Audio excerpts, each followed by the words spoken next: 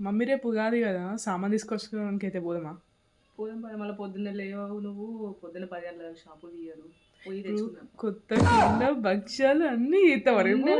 కుండ వద్దులే మమ్మీ, కుండలు వేస్ట్ అవుతానే మళ్ళీ తెచ్చి మనకు వెండి చెంబు ఉంది కదా అందులోనే చేసుకుంటాం కదా ఎప్పటికీ. రేపు భక్ష్యాలు చేస్తుంది మా మమ్మీ. అదే సామాన్లు అయితే తీసుకురావాలి కదా, ఎంతమంది ఉన్నారు బజార్లో, ఎంత అయితే ట్రాఫిక్ ఉన్నదో. యాక్చువల్లీ మ్యాట్ స్క్వేర్ సినిమా పోదాం అనుకున్నాం కానీ రేపు ఉగాది అని స్కిప్ చేసినాము. సామాన్లో ఎట్లా బార్గెనింగ్ చేస్తాం ఏంది అని అన్ని చూపెడతాము. లెట్స్ గో ఫర్ సామాన్. పద పద.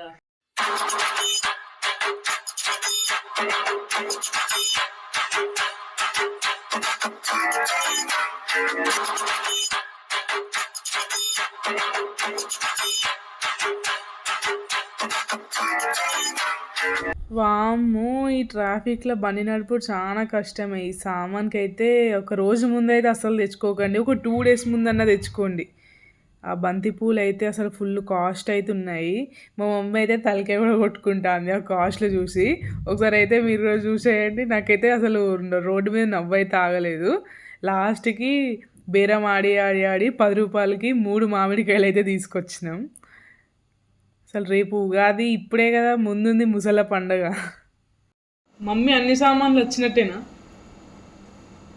రేపు ఉగాది సామాన్ అయితే వచ్చింది. ఒక మామిడాకులు రేపు పొద్దున్నే కింద చెట్టు ఉన్నది, అది తెంపొస్తాం. అందరూ బాగా సెలబ్రేట్ చేసుకోండి. అడ్వాన్స్ హ్యాపీ ఉగాది అండి అందరికీ. మీరు కూడా అన్ని తెచ్చుకున్నారండి. తెచ్చుకోండి, తెచ్చుకోకపోతే ఏమైనా మర్చిపోతే అన్ని తెచ్చిపెట్టేసుకోండి.